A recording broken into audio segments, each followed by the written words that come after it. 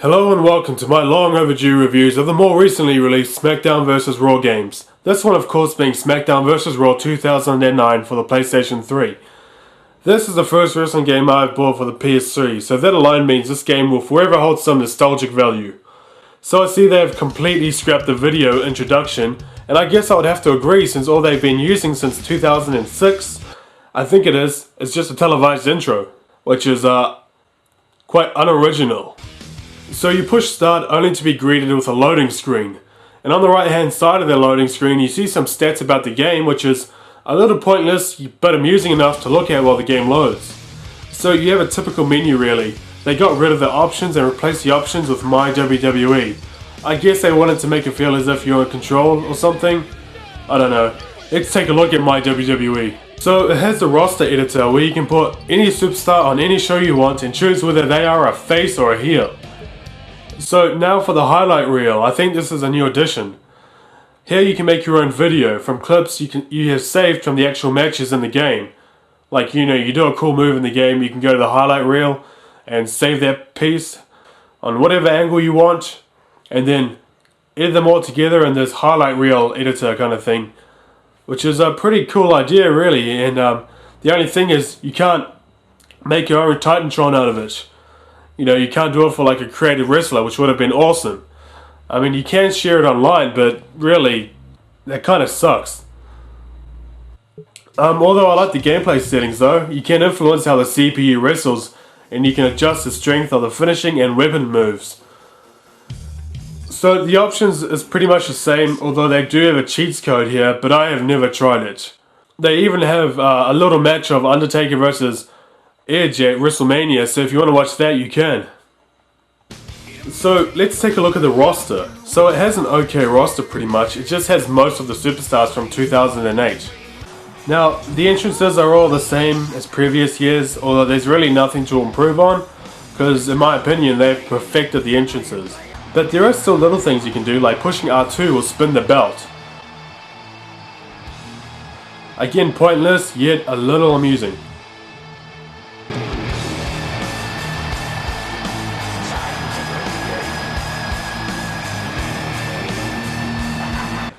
Now for the gameplay. Well, it's pretty much just the same as 2008. It has a more faster pace in 2008, but really it's still the same. So whenever you do a finisher, it just has the glass breaking. It doesn't have that same kind of matrix effect finisher like on 2008. Oh yeah, and when you're outside the ring, it kind of has this kind of weird looking camera angle, and to be honest, it makes the controls pretty awkward. So that takes a bit of getting used to, and really the camera angles outside the ring, they look like crap. Honestly, that's just me, but they look like crap. I don't know about you though. They still have all your typical matches except for the Buried Alive match. Wait, there is a new one. It's the long-awaited Inferno Match. Like seriously, people have been requesting this match since like the first or the second Smackdown game. Now they have it, so what is it like? Now if you're anything like me, then you'll definitely play as The Undertaker and Kane for all time's sake. You can see a little degree meter in the corner, and every move you do will make the flames burn bigger and thus increasing the degrees even more. When it reaches 300 degrees Celsius, it says Celsius in my game, but in the American version it's rated in something else. Celsius, Fahrenheit, that's right, it's rated in Fahrenheit. For New Zealand, it's at least in the European version, it says 300 degrees is the temperature to get to. So anyway, once it gets to 300 degrees Celsius, the fire will go really intense and it's perfect for you to burn your opponent. So you have to grapple and then drag your opponent to burn them. Not really too much to this match, but that's pretty much what I expected. It's fun to play once, but like a lot of other things that you play once, it gets old pretty quick. Hey, look at this. It asked me if I want to turn off the intros because I had skipped them earlier. I mean, if I wanted to turn them off, then I would. Again, pointless, yet amusing. The creator wrestler is nothing new, but then again, I like how you can choose songs from your hard drive and put them into your entrance, which is pretty cool. So you can use any song you want. Like if a wrestler gets a new song, you can download that song, put it to your hard drive, and then update the wrestler's theme. So yeah, that's pretty cool.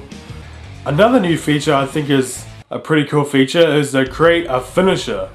Here you can, well, pretty much create your own finishing move.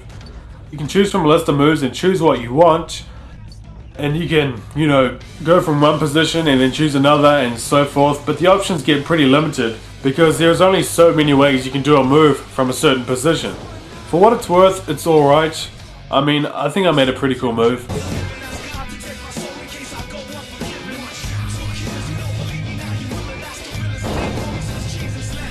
So you can even name the finisher as well. And if you don't like it, you can always go back and edit it or just create a new one. Okay, so another new feature that I have to mention is the Road to Wrestlemania. Here you have a selection of superstars like Triple H, CM Punk, John Cena, Chris Jericho, The Undertaker, Batista and Rey Mysterio. Batista and Rey Mysterio are the same story, so pretty much they combined Rey Mysterio and Batista. So they all have their own specific storyline, custom made for each wrestler, and it all leads to WrestleMania. So throughout the storyline you'll be given an optional goal to do during the match, which I recommend you should do because it unlocks stuff. Now I've only played as Triple H, Punk and Jericho so far, and they seem pretty interesting enough. Or maybe the least interesting Road to WrestleMania is CM Punk's. But still, comparing Punk's to Jericho, you both faced Jeff Hardy in the first match, which just makes me think, you know, why can't I face someone else? Now why does it have to be Jeff Hardy for both of them? Now, I'm not going to give any other story away, although my favorite so far is probably Chris Jericho's. Now, the Batista and Rey can be played as co-op, like 2-player, so if you like 2-player story mode, then that's what you'll get. So they aren't really all that long, although you'll probably only play through them just once. But they are good while they last, and they do have voiceovers as well. So overall, the Road to WrestleMania, it doesn't strike me as, wow, this feature is awesome. It doesn't. It's perhaps mediocre at best. Road to WrestleMania is pretty average. It's mediocre. You know, this leads me to another mode which is called Career Mode. Here's where you can choose anyone, preferably a creative wrestler, and put them through matches, and so you can win titles and raise your attribute points. Now this is the only way I think you can raise your attribute points. It's very basic. I mean, it has no cutscenes, and how you wrestle during these matches will influence your character overall. So if you're a hardcore wrestler, then you'll become known as a hardcore wrestler, you know, etc. Again, this is okay, but all in all, it can seem pretty boring. It feels similar to, you know, level grinding in an RPG game. You know what that's like. The Royal Rumble is the same, except it kinda lags for me. I don't know why, but it seems pretty weird.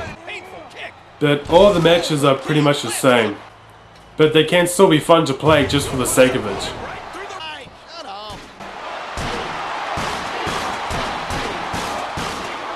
One last new feature I want to talk about is the hot tag system. Everyone who watches wrestling knows what the tag team matches are like. One guy gets beat down, so his partner builds up in the corner, and when he makes a tag, he goes nuts and dominates everyone. That's what they tried to do here. It's actually what they largely promoted with this game. So if you're in the corner and you hold down on the D-pad or the analog depending on how you taunt, and the meter will start to fill and it will rise in flames until it is completely full with flames, and then you can make a tag whether your partner wants to tag or not. And then you'll have to push the right button to execute the moves properly, otherwise you will fail. You can even do tag team finishes as well, so they definitely improved on the tag team system in this game. So yeah, that's it. So overall, it's an okay game. You know, it does fall short of its potential, like other reviews says it does, and it doesn't have much replay value either. I mean, you'll play through it once, but you won't play it again for a very long time. At least I won't. Yeah, you'll probably just store it away in your collection, like I will. Although, I do like how you can skip the song with the menu by pushing the L3 button, even if it does take a while and it doesn't always play the song you want. This game also has downloadable content, such as new wrestlers like Cody Rhodes and such. So unless you're a collector, I say just rent this game. That's it from me. Please rate, comment and subscribe. Unless you have that new page in which it's just thumbs up or down. Yep, take care and goodbye.